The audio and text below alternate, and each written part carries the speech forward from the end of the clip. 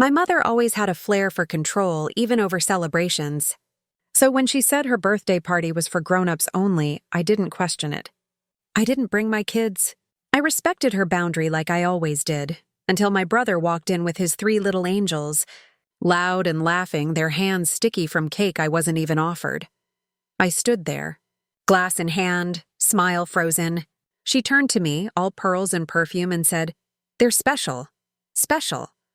The word cracked something inside me. I excused myself, walked out calmly, and that's when the silence began to hum. I knew I wasn't angry about the kids. This wasn't about fairness.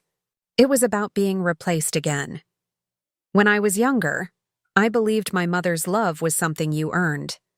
My brother was the golden child, the one who could do no wrong. I was the helper, the fixer, the one who got things done. When Dad left, I was 12. I cleaned the kitchen while my brother cried. I comforted her while she cursed him. She'd look at me and say, "You're strong like me."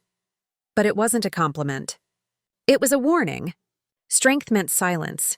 Strength meant swallowing every bruise she gave that didn't leave a mark. Years later, when I married, she said, "You finally have someone who can handle you." She laughed. My husband laughed too. I pretended to. He admired her at first, her sharp wit, her confidence. Then he began to echo her. Same tone, same condescending tilt of the head. Slowly, my house began to sound like hers. It started with small comments. "You're too serious. Your brother knows how to keep things light. You don't have to control everything." By the time I realized he wasn't defending me anymore, he was already sitting closer to her at family dinners. I'd watched the 2 of them trading jokes, exchanging glances that dismissed me. And when he finally left, it wasn't for another woman. It was for her approval. The day he moved out, she brought him tea. She called me emotional. That was the day I stopped reacting because the truth hit me. She'd always needed someone to stand beneath her throne, not beside it. And now, standing outside her party, watching her laugh with my brother's family through the glass window, I saw it again, the same performance, same hierarchy. Only this time I didn't want her stage. I wanted to burn it quietly. So I planned, not revenge exactly, something cleaner, smarter. I started with distance, silence, the kind that makes narcissists itch. No calls, no updates, just polite replies. When she asked to see the kids, I said, "Maybe next month." I began to redirect everything, the emotional energy she thrived on. When she sent gifts for the kids, I donated them. When she asked for photos, I sent her old ones. When she called crying about my brother's financial troubles, I said, "He's lucky to have you." Every word, every pause, intentional, because I knew she fed on reaction. So I starved her. Then came the estate issue, my father's old property, the one she'd always said wasn't worth much. I found out she'd quietly transferred it to my brother years ago for simplicity. So, I hired a lawyer, not to fight, but to audit. It turned out she'd mishandled a few things. Nothing illegal, but enough to raise questions with the tax office. I didn't expose her. I just let the right documents find the right eyes. When the letters started coming, the kind with seals and deadlines, she called me in tears.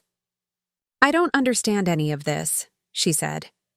"I know," I replied, voice calm. "You always said I was too controlling. Maybe this time you should let someone else handle it." She called less after that. My brother called even less. Then tonight happened, her birthday, her grown-ups only performance. When she humiliated me with that word special, I realized something. She wasn't punishing me. She was testing if she still had control. She didn't. Because while they laughed inside, I was outside talking to her accountant, a man who'd been tired of her games too. I had all the numbers, the house deed, the missing funds from Dad's old trust, the loans she took in my brother's name. I didn't need to destroy her. I just needed to let the truth breathe. So I made a few calls, sent a few files. No fireworks, no drama, just silence, the kind that sinks deep. A week later, my brother called. "She's furious," he said. "She thinks someone turned her in." "Maybe she should have been more careful," I said. "She says you did it." Then she finally found the truth.